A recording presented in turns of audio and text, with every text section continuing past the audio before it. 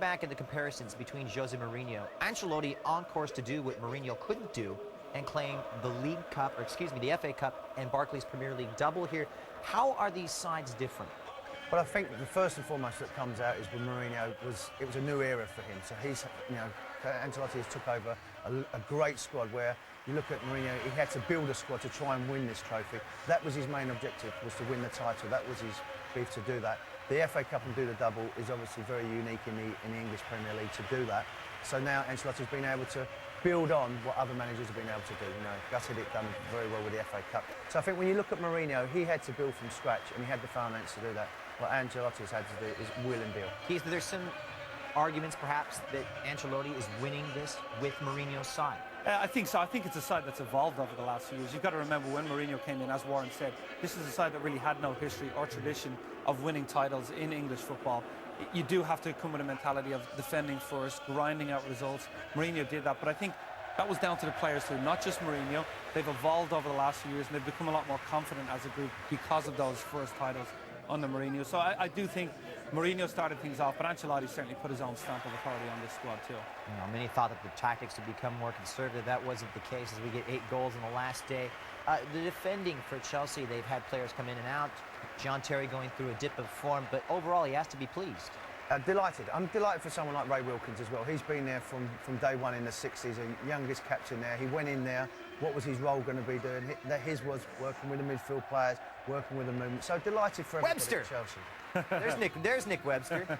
I mean, it's a great achievement because defensive-minded, they have lost a lot of goals from set pieces, but it's all about today. It's all about, this is what you work hard for pre-season, the Novembers, the Decembers, the January, when it's a Tuesday night, going to Bolton, Birmingham, trying to win them games, and the fans are expecting now this, and it's a great moment for everybody at Stamford Bridge. Let's talk individually here. John Terry, the scandal with Wayne Bridge earlier this year. This has to be really a lot of vindication for the Chelsea captain. Yeah, I think, this is for John Terry to get away from the private life, to get away from all of those problems and go out on the field and be able to play week in, week out. And give John Terry a lot of credit because he has done that. He's handled himself well, even with some difficult questions after the game today.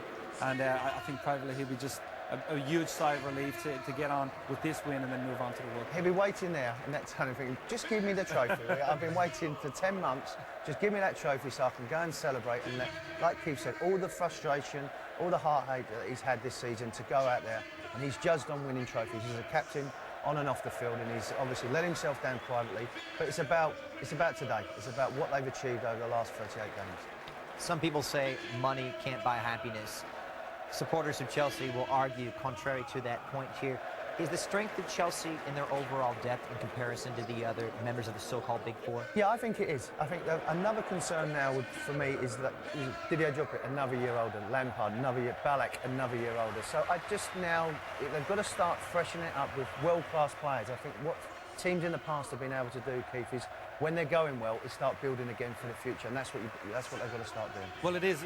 You've always seen clubs go through these transitions, and I think Carlo Ancelotti has already said he wants to bring some of the youth team players forward. They did spend a lot of money over the last few years. Frank Arneson went out and scouted some of the world's best young talent. So you have the likes of Gael Kakuta, who will join the squad next year, but they're not all of a sudden going to be contributors. And as you say, these players getting a year older, I do expect Chelsea to make some more signings than we've seen over the last few summers. And you're really talking about perhaps the future of Joe Cola. Any departures that come to mind here right at the top of your head? Well, I think obviously an Ashley Cole situation, but I think these type of days help you. It's down to the agents then to calm everything down and try and sort the situation. Because if you do lose a Joe Cole, you've got to go and spend, obviously, minutes. And he knows that. He knows his players throughout the world. He's vastly experienced. He seems a tremendous guy. Everybody I speak to back in the UK said he's a gentleman. The fans love him. The players love playing for him. And it's a bright future now for Chelsea. And Carlo Ancelotti having success everywhere in his first year in charge. This is no small feat here. We saw Jose Mourinho come and do it, but how difficult is it for a foreign manager to come and win in England, Keith? I think more so the culture shock of going from one style of play in Italy, and over the last few years it had gone a little bit stale for him at AC Milan too. So I think the fact that he was coming in and wanted a fresh start himself certainly helped, and he'd come up against a lot of these teams in the Champions League. So I think he knew a little bit more about English football than we initially gave him credit for. And Keith, you mean it freshened him up because straight away he wanted to learn the language, and that just shows you that a man that wanted to do well wants to know that to start his career again, getting back into the world stage of winning domestic trophies, and as I said, he's got a great opportunity with the squad of players he has. Everybody talks about Fabio Capello ruling the England setup with an iron fist. Would you put Carlo Ancelotti, a manager, in the same vein?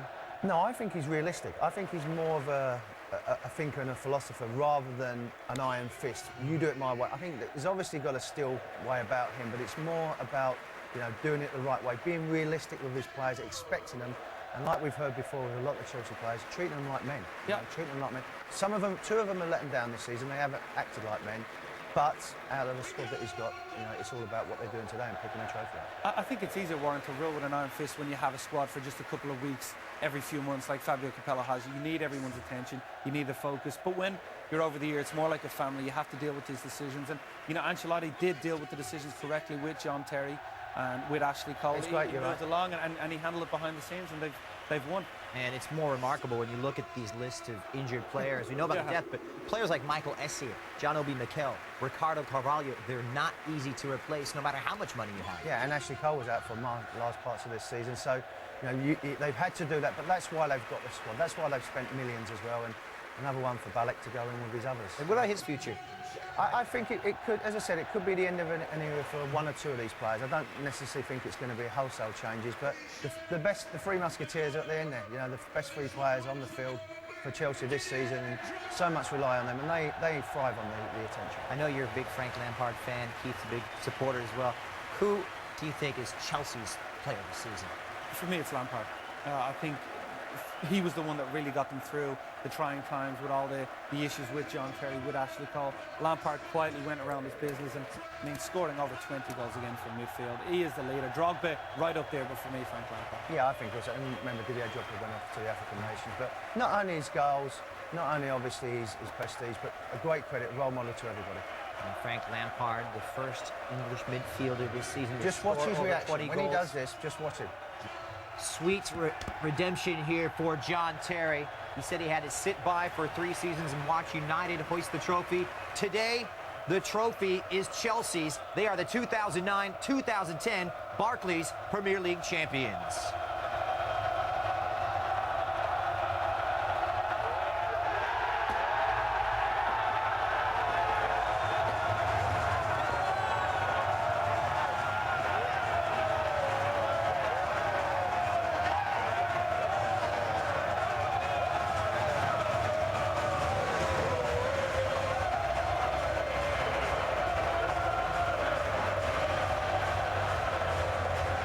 Time in West London. The Barclays Premier League title is back at Stamford Bridge for the first time since 2006.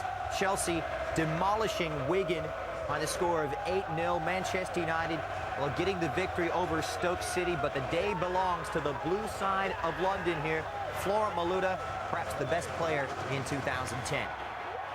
And happy times for this man, Roman Abramovich. Some speculation as to how much investment he would continue to make into this side. Well, so far, so good. What he's put in has already paid off. And now Chelsea look to the future, and perhaps, just perhaps, the FA Cup and Barclays Premier League double is on the books. But you got to love Drogba's corner here as he celebrates with his loyal supporters. If everybody just thinks back to maybe 18 months ago when he said he wanted to leave, it wasn't happening for him. The fans have pulled it for him. You're talking about the ownership now wanting to spend. He'll remember this day, and now he'll get his wallet out in the summer and he'll build again. I wonder if is Luis Felipe Scolari watching this somewhere and saying, did I handle the Drogba situation wrongly? Because, you know, you've got to know your players, and he didn't embrace Drogba. Drogba's a player for me who needs the arm around the shoulder. He needs to feel love. When Gus Hiddink came in, he did that. He reinvigorated his game at Chelsea. What a season. I mean, to score that amount of goals, to win the Golden Boot again, it is proof that he still had a lot more to offer, and I still think he has a lot more to offer in the future, too.